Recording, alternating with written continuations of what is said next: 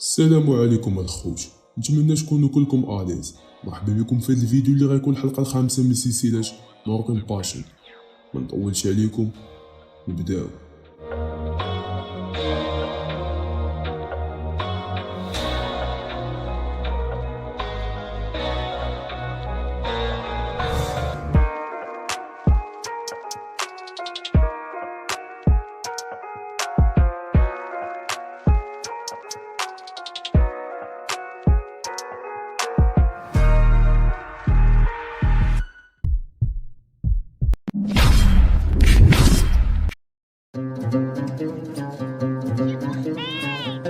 مدينة فاس وهي ثاني أكبر مدينة في المغرب، تأسست سنة 789 ميلادية على يد إدريس الثاني، وحاليا مدينة فاس في العمر ديالها 1235 سنة.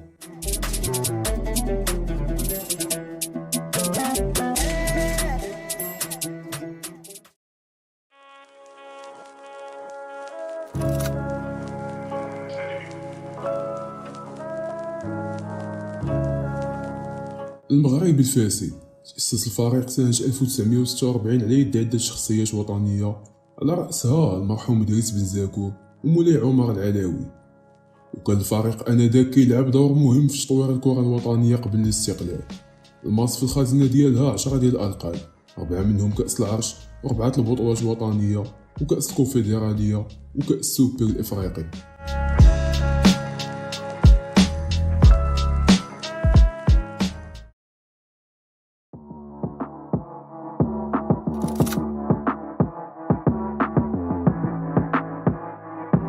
الحركية في المدينة بدات في أواخر سنة 2006 على يد مجموعة من الشباب كانوا كيشجعوا الماس، واختاروا يدخلوا ستيل جديد لمدينة فاس، وهاد الأسباب كاملين خلقوا لينا أولتراس فاتال تايغرز.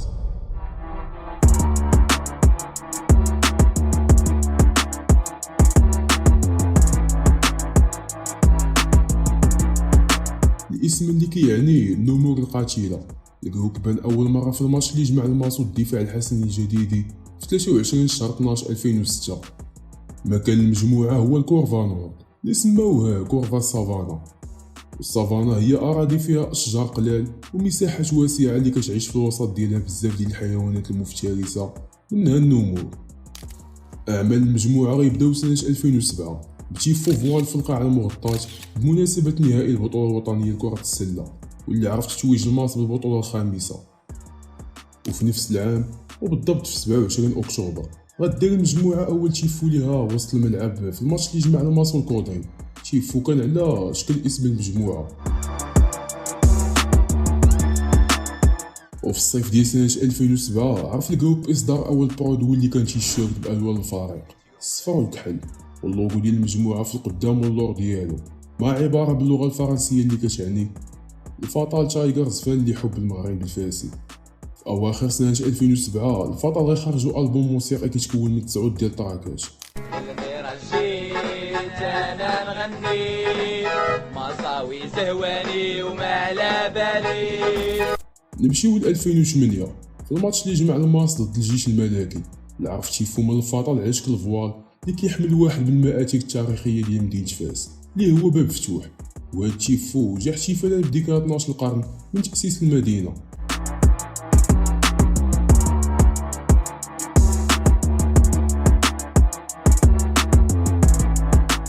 سنة 2009 غتعرف تطور ملحوظ من ناحية أعمال المجموعة، بداية بإصدار ألبوم فيديليو اللي كان داير البوز داك الوقت حيت كان جامع بين الكلمات والألحان.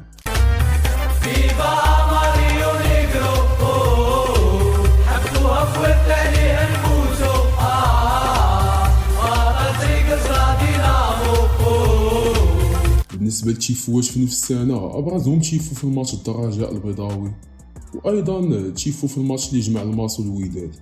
هاد الماتش اللي عرف ميساج من الفاتال جاكو كونتر تيفو مور ما عرفو مضمون تيفو ديال الوينرز اللي جاب رسالة وقود الحياة. موراها غيهزو الفاتال ميساج مكتوبة فيه إيسونس ولا ديازيل كسؤال الطرف الآخر. نمشيو ل 2010 وأبرز الأعمال اللي كانوا في داك العام، بداية بتيفو في الماتش ضد فريق الرجاء البيضاوي اللي جاب عنوان حضارة، أصالة، رياضة، الفن والعلم. هاد الكلمات اللي كانت كتوصف بهم الفاتال مدينة فاس. وفي الديربي مع وداد فاس طلع الجروب 3 ديال التيفوات، الاول فيه كلمة سافانا، والثاني فيه سمية الجروب واللوغو، والتيفو الثالث جا فوال على شكل جوج ديال الاعضاء شاعلين في لاما. وجوج تيفوات في الماتش ضد الوداد البيضاوي في نفس السنة اللي كيجسدوا الافتخار ديال الفترة بالهوية المغربية وايضا افتخارهم بالفريق.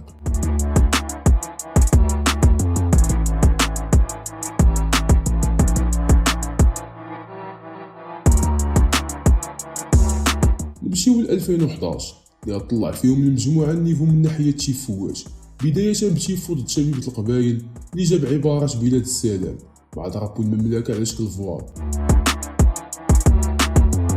الفينال ديال الشامبيونز ليغ ضد النادي الافريقي تيفو اللي دور التيران في جهة الكورفا سود، طلع بالضربو ديال المغرب فوال وميساج فيه المغرب فخرنا للملك ولاؤنا والكأس حليفنا. وفي وسط التيران تيفو كوريغرافي باسم مدينة فاس حدا خريطة ديال القارة الافريقية، وفي جهة السافانا طالع فوال على شكل سفينة كتحمل اعضاء الفطال وتحت منه ميساج مكتوب فيه القلعة الصفراء تغزو القارة السمراء. سنة 2014 غتعرف طرح المجموعة ألبوم جديد باسم Against Corruption.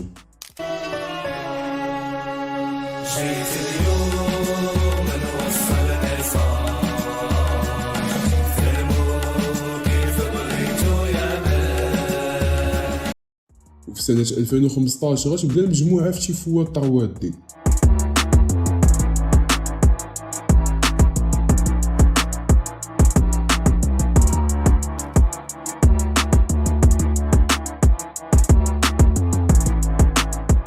وغتلونسي ألبوم سميت مساوليس.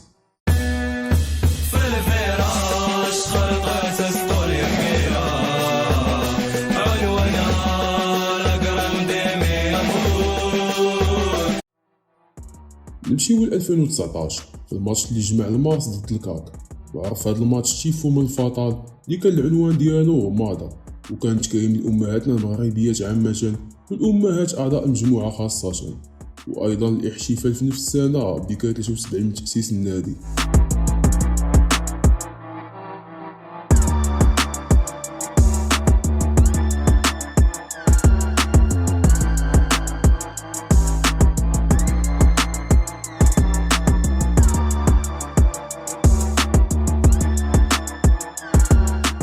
سنة 2021 غدير الفطر مجموعة من الوقفات الاحتجاجية على سوء التسيير، وأيضا الاحتفال ب 75 سنة على تأسيس الفريق.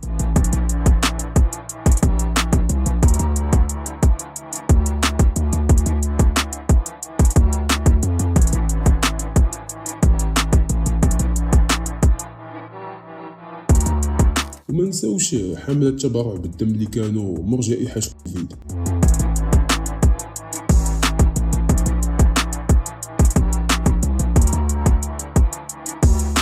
في هذا العام الجروب بغى يخرج منتوج صيفي جديد بلوغو اسم المجموعة القدام وعبارة يونايتد وي ستاند في الخلف ديالو. موراها الفطر غيحتفلوا بالذكرى 15 على تأسيس المجموعة.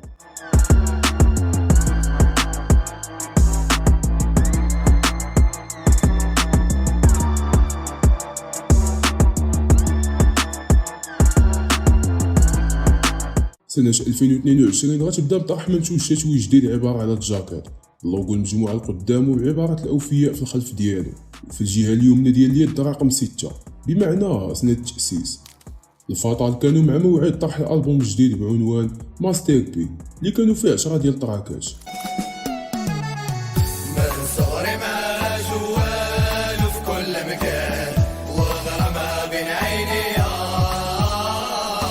ماستر بي بمعنى أن الماس هي الدواء، وهذه العبارة نفسها جات على شكل تيفو في الماتش اللي جمع الماس والوداد.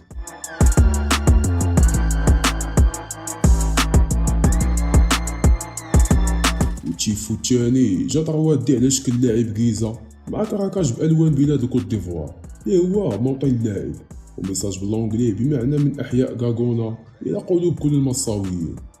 وما نساوش ايضا ان المجموعه ما قتصرش الحضور ديالها فقط في مباريات كره القدم، ولكن كانوا كيحضروا باعداد كبيره لتشجيع فرع كره السله في اغلب المباريات.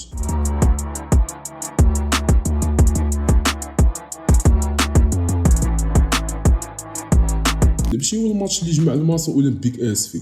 الفطال دارو تشيفو كورغرافي اللي كان شاد السافانا كامله. هاد تشيفو جاب عبارات دياليزم، هاد الكلمه اللي كتعني نظريه الثنائيه اللي كتفسر علاقه المجموعه بالفريق وكيفاش كيأثروا على بعضياتهم. بفاس واقع مظلم ممنهج، نحترق لكي يتوهج.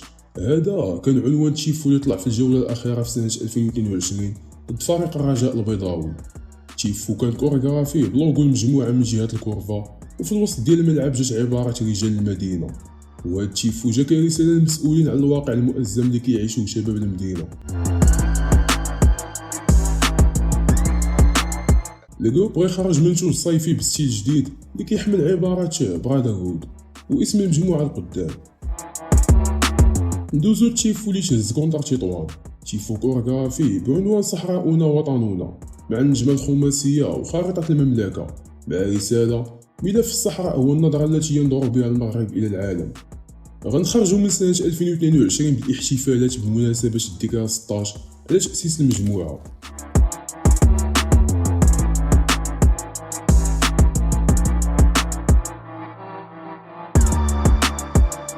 ندخلوا لسنة 2023 اللي بدات بمنع الفطل من طرف السلطات من إعداد تشيفو في الماتش اللي جمع الماسو وحسنية أكادير. واحتجاجات المجموعة برسائل على رئيس الفريق والمطالبة بالاستقالة ديالو. المجموعة غتعرف تصعيدات في الاحتجاجات على الرئيس اللي خرجوا للشوارع وطالبوا بالإقالة ديالو. ولات القضية الأولى والأخيرة ديالهم هي رحيل الرئيس، هادشي اللي غيخلي الفطل يبقاو يحضروا للملعب برسالة: الجامعي ارحل، مدة 90 دقيقة. في أحداث زلزال الحوز الفطل غيديروا حملة تبرع الدم وأيضا قافلة تضامنية باش يقدموا المساعدات لضحايا الفاجعة.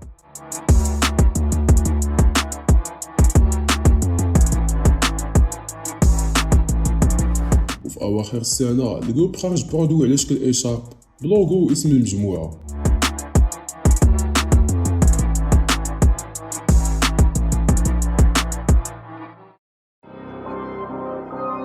المجموعة منذ سنين طويلة كانت ولا زالت داعم أساسي للقضية الفلسطينية العادلة.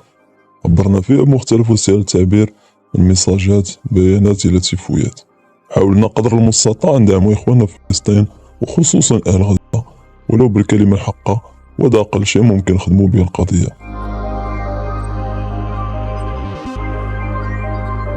نصرة للقضية الفلسطينية الفطل غيرفعوا تشيفو في قاعة 11 يناير بمناسبة مباراة كرة السلة ضد جمعية سلا. تشيفو كان كورغرافي كيحمل درابو ديال فلسطين وطروات ديال طفلة كتحمل دمية مليئة بالدماء، وفي الجانب ديالها رسالة: وغيف ديس واز يور تشايلد. وهذا السؤال جا لأي واحد عنده يد في هاد الإبادة اللي كيتعرضوا ليها ناس وأطفال أبرياء في غزة.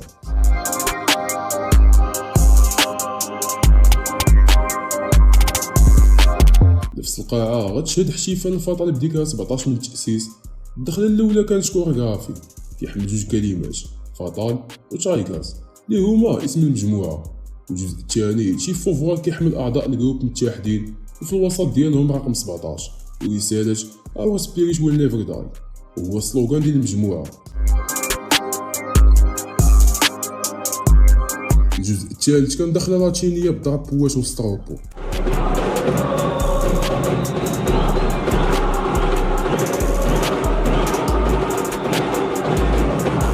الجزء الرابع فوال ترونسبارو مع كراكاج بالفلام.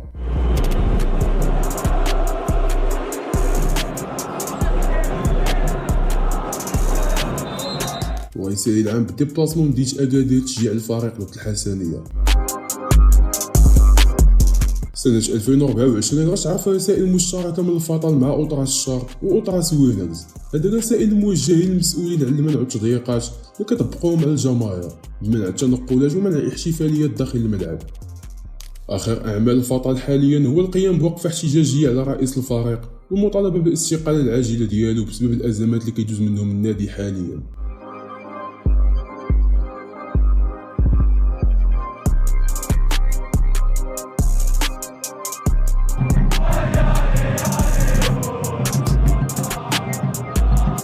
غنسدو صفحة الفطل هنا وغنمشيو عند الجروب الثاني اللي كيشجع معاهم الفريق.